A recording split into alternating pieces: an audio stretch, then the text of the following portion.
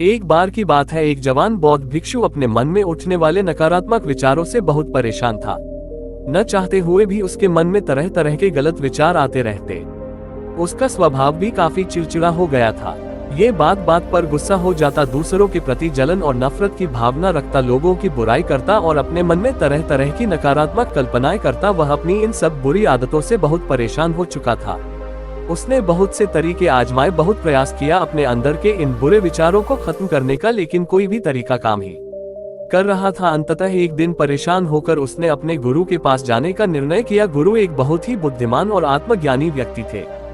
जवान भिक्षु ने गुरु से पूछा, गुरुदेव, मैं अपने मन से इन नकारात्मक विचारों को कैसे खत्म कर सकता हूँ? गुरु ने उत्तर देते हुए कहा, नकारात्मक विचार बादलों की तरह होते हैं जो कि साफ आसमान को ढूंढना बना देते हैं। अगर तुम्हें साफ आसमान देखना है तो पहले इन बादलों को हटाना पड़ेगा। ठीक इसी प्रकार अगर तू अपने दिमाग से नकारात्मक विचारों को खत्म करना चाहते हो तो सबसे पहले तुम्हें इन नकारात्मक विचारों के मूल कारणों को पहचानना और उन्हें नष्ट करना पड़ेगा। जवान भिक्षु को गुरु की यह बात ठीक से समझ नहीं आई तो उसने गुरु से इसे थोड़ा विस्तार से समझाने का आग्रह किया।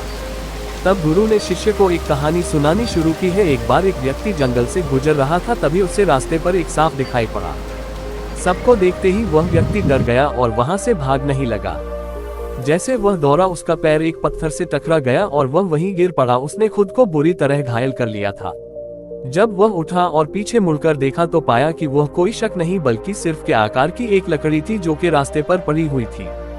ये देखकर उस व्यक्ति को महसूस हुआ कि उसे नुकसान पहुंचा।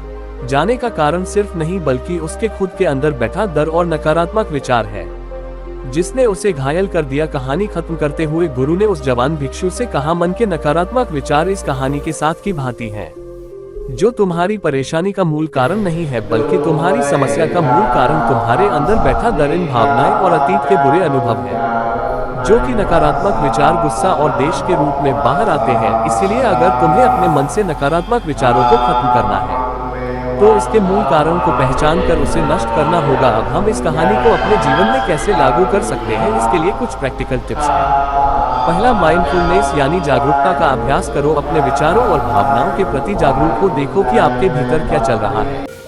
आप अपने आसपास की घटनाओं पर क्या प्रतिक्रिया देते हैं। साथ ही मन में उठने वाले हर नकारात्मक विचार के कारण का पता लगाने का प्रयास करो।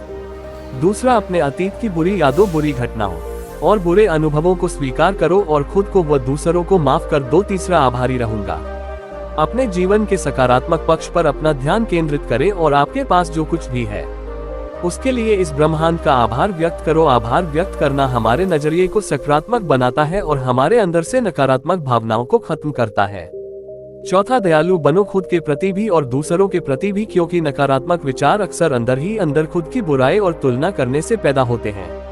अपने अंदर दया भावना रखकर हम ज्यादा सकारात्मक और संतुष्ट जीवन जी सकते हैं। संक्षिप्त में ये कहानी हमें सिखाती है कि नकारात्मक विचार हमारी परेशानी का मूल कारण ही है।